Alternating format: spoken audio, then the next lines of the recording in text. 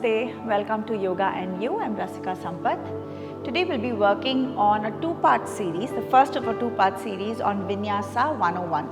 So this is called Vinyasa 101 because this is suitable for people who are either beginners to yoga itself, or if you're relatively new to Vinyasa practice, this would be a great place to start and get your foundations right. So what is a Vinyasa practice?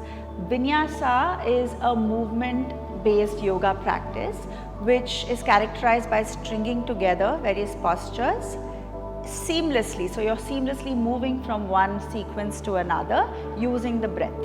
Okay, so this becomes like a variable yoga practice, which means that no two classes are the same. So you will work on different asanas, you will work on different postures, you will work on different ways to enter and exit these postures as well. So this is in contrast to some other more fixed practices like your Ashtanga Vinyasa practice or a Bikram yoga practice or Shivananda.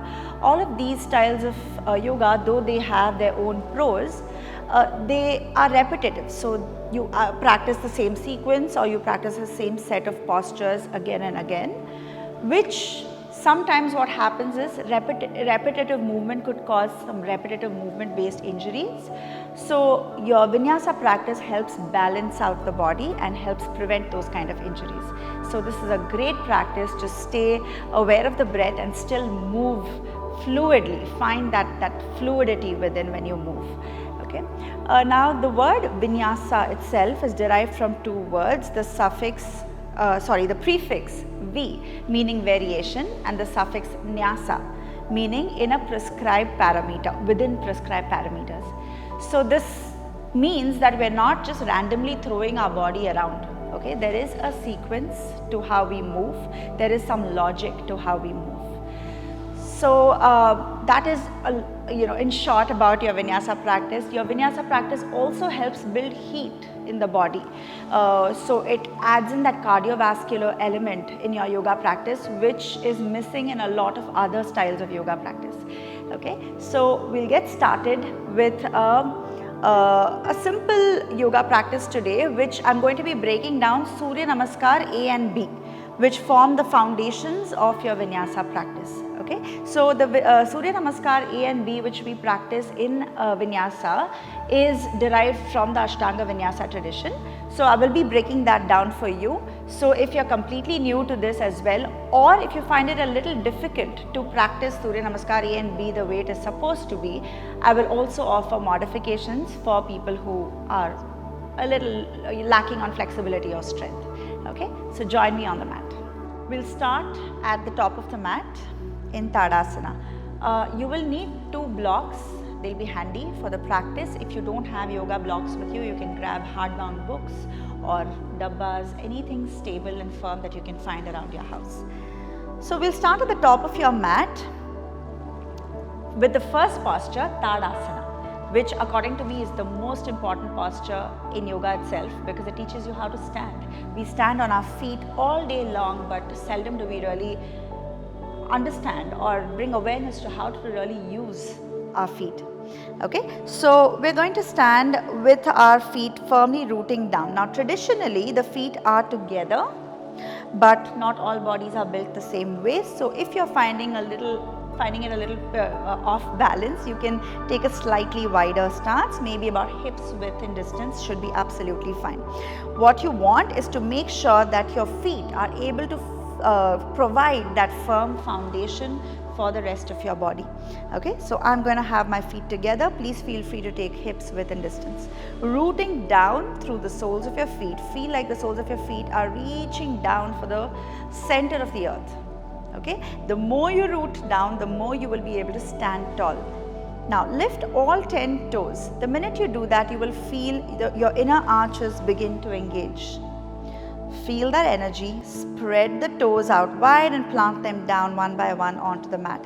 Keeping that energy, that lift of the inner arches of your feet, draw that energy all the way up your legs. Feel the inner thighs squeeze in towards each other.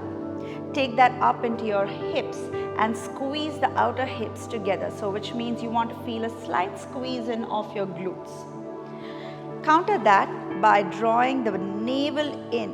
So you want to probably place one hand in front of your pelvis and the other hand behind your sacrum, so you feel like there is a balance. You're not arching your back, neither are you rounding. Okay, so you have this perfect balance happening. Draw the navel in towards your spine, and you want to think of pulling the ribs in towards each other and downwards. Okay, so there's a lot happening in the lower body, there's a lot happening around the core, but all that is required to keep your Tadasana nice and strong. Okay, with this, roll the shoulders back and down so your chest is open. Tuck the chin in slightly towards your chest, not all the way down but slightly, so that the back of your neck is long. Now you have your Tadasana. Okay, let's start to focus now on the Ujjayi breath. The Ujjayi breath is again key to your Vinyasa yoga practice. If you're familiar with Ujjayi breathing, you know what we're talking about. If you're not, we'll try it out. If it's not comfortable, breathe regularly through your nostrils. So for Ujjayi breathing, we constrict the muscles in the back of the throat, and it sounds very similar to making the sound ha. So imagine you have a mirror in front of you and you're trying to fog up the mirror. So you can say ha with me once, ha. Now you know what muscles in the throat to really engage. Now try to make the same ha sound but with the mouth closed. Okay. So you will notice an ocean-like sound, like a wave with your breath. That is your Ujjayi breath. It's a lot easier initially to find the exhale than the inhale, but with practice you'll also be able to be comfortable with your inhales. This sort of breathing is really great to sort of build that heat that you require in your Vinyasa practice. Okay, try to keep up with that Ujjayi breath if you're comfortable with it throughout your practice. If not, like I mentioned, regular nostril breathing is fine. Okay, from here, inhale, open your palms outwards and lift them up towards the sky. Utthita Hastasana. Now traditionally, we want to have the biceps by the ears. Bring the palms together and lift the gaze up towards your thumbs. If you are weak in your shoulders and stiff in the triceps, that might not be possible. You might not be able to lift all the way up. You might be stuck somewhere here. And if you try to bring your hands here, your back will compensate for it and you'll arch. You don't want that. You want to keep that belly in. You want to keep the core in. So take your hands up. It's okay if your hands are slightly wider, but you want to think of lifting up through the scapula. Scapula is the shoulder blades, the bony bones at the back of your upper back, or rather at your upper back. So lift the scapula up. It's okay if your hands are in a V.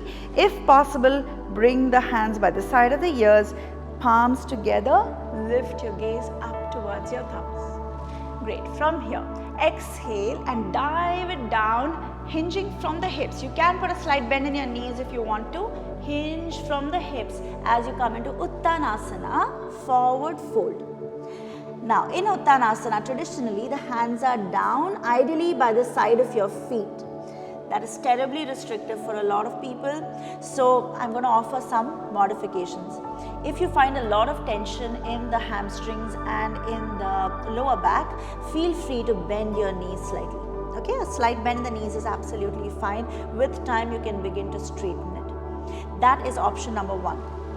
Option number two, you can have your fingertips down on the mat, but keep trying to draw the crown of your head down towards the mat. Okay, you want to try to bring the forehead towards your knees, or rather a little beyond the knees, I would say. If both of these are not working and you're somewhere here, no problem. What you can do is grab those blocks that I spoke about in the beginning of the practice, or whatever you have with you. Use a height that feels comfortable for you. Place your hands on it and then release the crown of your head down towards the mat. That's your Uttanasana. Alright? Lovely posture to lengthen the entire back chain of the body. From here, inhale, Ardha Uttanasana, flat back position. Okay, so you can have your fingertips down and lift your head forward. So you want to think of bringing the crown of your head forwards and hitting against the wall in front of you, and sending the hips simultaneously backwards towards the wall behind you. Okay, now if your hands down is really not possible, you can bring your hands to your shins, no problem at all. Inhale here. Exhale, bend your knees, plant your palms down, whether on the blocks or on the mat, it doesn't matter, and step your legs back. Now we're going to drop our knees down because I'm just going to explain the position of your hands and how to effectively engage your hands for plank, which is the next posture in Surya Namaskar A. Now, from tabletop, you want to bring awareness to your hands first. Make sure your hands are shoulders width in distance, which means your wrists are directly under your shoulders. I like to have my hands slightly turned out so my index fingers are pointing forward. But traditionally it's practiced with the middle fingers forward. But I find that a slight opening really gives me a little more space in my shoulders. So try both out and see which one suits you better. Now you want to claw down into the mat like you're in war with the mat. Clawing down through the fingertips and rooting the base knuckles down. Alright. So that action, what it does is that it helps protect the wrists by engaging the extensors and the flexors of your wrists equally. So that prevents wrist injuries, which are pretty common in a yoga practice, especially in Vinyasa, Ashtanga yoga and all of that. Okay, so root down through your fingertips and press the base knuckles down. Form the forearms in towards each other so you feel them really nice and strong. And then spread the shoulder blades wide across your back. So you want to think of rounding through the upper back. So imagine there is something coming up at you and you want to push it away from you. So that's your really, really strong hand position. You will maintain this and extend one leg back and then the other. From here, draw the core in. So draw the navel in, the ribs in, and squeeze the glutes towards each other. You have a really nice strong plank happening. From here, the next posture is Chaturanga Dandasana, which is the yogi push-up. Now, what you want to do for that is take your shoulders past your wrist, drop your knees down. The knees down variation is always available to you. It is an easier variation of the full Chaturanga. From here, what you want to do is bend the elbows as much as you can so that the entire body is coming down in one straight line.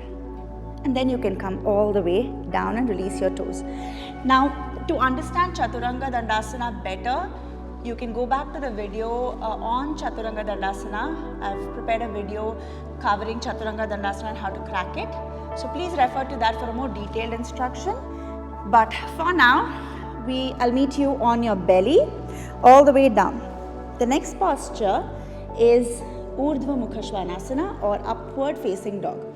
So we'll practice Bhujangasana first. Hands by the side of your chest. Press down into the tops of your feet. Engage the legs so your kneecaps lift off the mat. Engage your glutes, squeezing the glutes towards each other. That helps to protect the tailbone. And from here, keeping the shoulders away from your ears and squeezing the elbows close to your body. You want to inhale, start to lift the head up, the chest up, keep the neck in line with the spine, neutral. You can have the elbows bent. This is Bhujangasana, Cobra, and feel free to take this variation if upward dog is too intense for you, which it actually is. It is quite a challenging posture. You can exhale and come back down. I will show you upward facing down dog next, Urdhva Mukha Svanasana. For this, inhale, lift your head up, chest up, come up into a cobra first. And then from here, you want to be able to lift the knees and the thighs off the mat. So press into the tops of your feet, lift and send the pelvis forward. Once you're there, straighten your arms and roll the shoulders back. This is your Urdhva Mukha Svanasana. Takes a lot of strength in the arms, takes a lot of practice. So don't do it if you're not ready for it. Good. From here, you can move through tabletop position, tuck your toes and lift your knees up, finding your way into downward facing dog. A lot of people are confused about the exact alignment of downward dog. So if you need to check the alignment, make sure that from your tabletop position. You tuck your toes and directly lift up. Don't move the legs and hands from here. This is your downward dog position. Downward dog again can be quite challenging for some, but as you keep practicing, downward dog becomes a very restful place where you can actually bring your awareness back to the breath. Press down through the palms, spread the shoulder blades wide across your back. Draw the navel in towards your spine, pull the ribs in, and then you can, if you want, bend your knees slightly, especially if you feel tight in your hamstrings and your lower back. If you find your chest more parallel to the mat, feel free to bend the knees and then bring the chest back towards your thighs. This is absolutely fine. Once you get comfortable here, you can start to lift the sitting bones up and try to drive the heels down towards the mat. It's not necessary that they have to touch. You just have to move it towards the ground, the direction. We spend about 5 breaths here usually. Once you're done with about 5 breaths, we'll start to make our way to the front of your mat. So in the initial stages of your practice, you can work on just stepping, taking baby steps to the front of your mat. Absolutely fine. Inhale, come back to that flat back position. You can bring your hands to your shins. Exhale to Uttanasana, forward fold. Remember, we also use the blocks, so you can feel free to continue using that. Inhale, put a slight bend in your knees to kind of protect your hamstrings as you come all the way up. Reach your hands up. Take the variation that you did initially, either hands out wide, or you can bring your palms together, gaze up. Exhale, hands down through heart center and by your side into Samastitihi. So that was Surya Namaskar A. Let's put it together and do one round without all this talking. All right, move with the breath.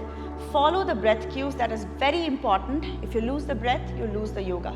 Okay, at any point if you feel like you need to take a rest, always feel free to rest in child's pose. Let's go.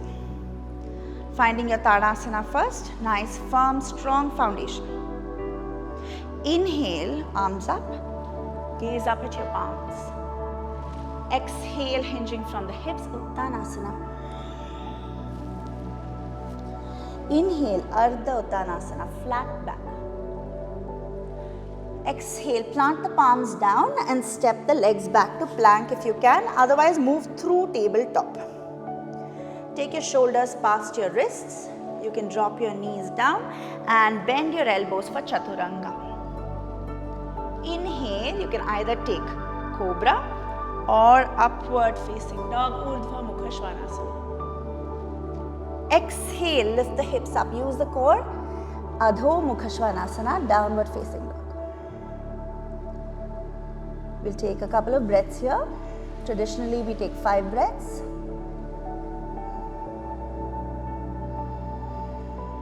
Ujjayi breathing, remember, breathe with sound. Good. From here, inhale, either step all the way forward or take baby steps and find your Ardha Uttanasana, flat back. Exhale, Uttanasana, forward fold. Inhale, rise up. Reach your arms up and gaze at your thumbs. Exhale, Samastitihi, hands by your side. Great job. Now, if that was comfortable, we'll move on with Surya Namaskar B, which is a little more work on the lower part of the body, the legs. So when you're ready, meet me at the top of your mat again. And the first posture for Surya Namaskar B is chair, Utkatasana. All right. So for Utkatasana, you want to again traditionally keep the feet together. If that's not comfortable, take it slightly apart, no problem. Okay, so we'll do it slightly apart. And from here, start to bend at the hips, bend the knees, like you're sitting back on a chair. Imagine you have an imaginary chair behind you, so your knees are behind the line of your toes. draw the navel in. So if you really squeeze the glutes, engage the glutes, you'll find that lift of the lower belly better. Traditionally, the hands are up and the gaze is at your thumbs, but if that might be a little restrictive, so you can have your hands forward as well, no problem. This is a variation. From here, exhale, straighten your knees as you forward fold. Uttanasana. Inhale, Ardha Uttanasana, flat back position. Exhale and step the legs back to plank. Let's take our Vinyasa here, which is basically going from plank to your Chaturanga. Inhale, Urdhva Mukha Svanasana or Bhujangasana if that's better for you.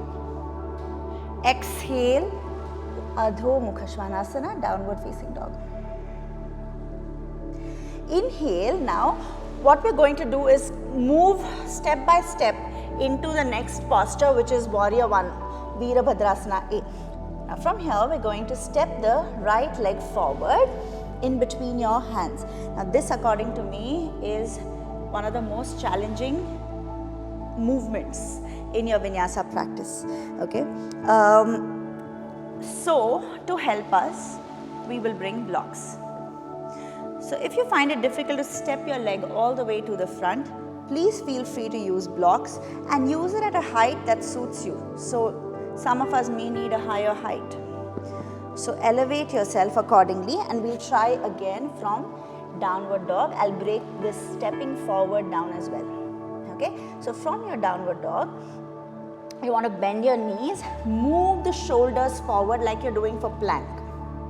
Okay, keep the toes pointed. All right, now once you bring your shoulders over your wrist, you want to flex the foot and lift the hips up high. Look how high my hips are, so that you have that space to step the right leg forward.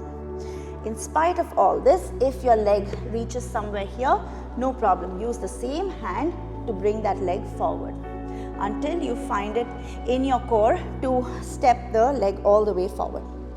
Now we're going to go step by step into finally Virabhadrasana A, which is the next step in the Surya Namaskar B routine. So we'll start with Anjaneyasana. So we will bring the back knee down, that is the left knee down. Push the hips forward as though you're bringing your hips towards your right heel. Okay, as far forward as you can. You can release the back toes. Come upright. You can keep your hand on your thigh or on your hips if you're still a little wobbly here. If you're comfortable, lift your hands up for Anjaneyasana. Keep the core engaged. 3, 2, 1. Now bring your hands down, tuck your back toes, lift the back knee up. So this will be step 2. Lift your hands up into a high lunge or a crescent lunge. You can stay here and take this as an alternative to Virabhadrasana A if the final posture is difficult for you. For Virabhadrasana A, you want to spin the back heel down into a 10 o'clock position. Bend the right knee, have the right foot pointing all the way forward. Square the hips, which means you want to think of sending the right hip back and the left hip forward. What that does is engage the hamstring on the right leg, which is what you want. And then if you're comfortable, lift your hands up. If you're still more comfortable, bring the palms together and gaze up. Excellent. Now exhale, bring your hands down. You may move the blocks away if you don't require it. And take your right leg back. Plank pose. From here, let's take that Vinyasa again. Chaturanga. Inhale, either Cobra or Upward Dog. Exhale, Adho Mukha Svanasana, Downward Dog. Let's do the same on the other side. First, we'll try to step the left leg forward with or without the blocks. Drop the back knee down and lift up into Anjaneyasana. Make sure you move the hips forward and down, engage the core. Pull up through the core and lift your hands up if you can. 3, 2, 1. If this is comfortable, bring your hands down, lift the back knee up And then if you're comfortable, lift your hands up. You want to be able to keep the balance. 3, 2, 1. And now if you did it on the other side, spin the back heel down. Traditionally, it's a heel to heel alignment, okay? If that's comfortable, maintain it. If not, take a wider stance, no problem. Square the hips. And if you did it on the other side, lift your hands up. You can bring your palms together and gaze up. Exhale, hands down. Step your left leg back, plank. Let's take another vinyasa. This time you can try to do it without the knees down if you have it in your practice, if you're comfortable. Inhale, Urdhva Mukha. Exhale, Adho Mukha.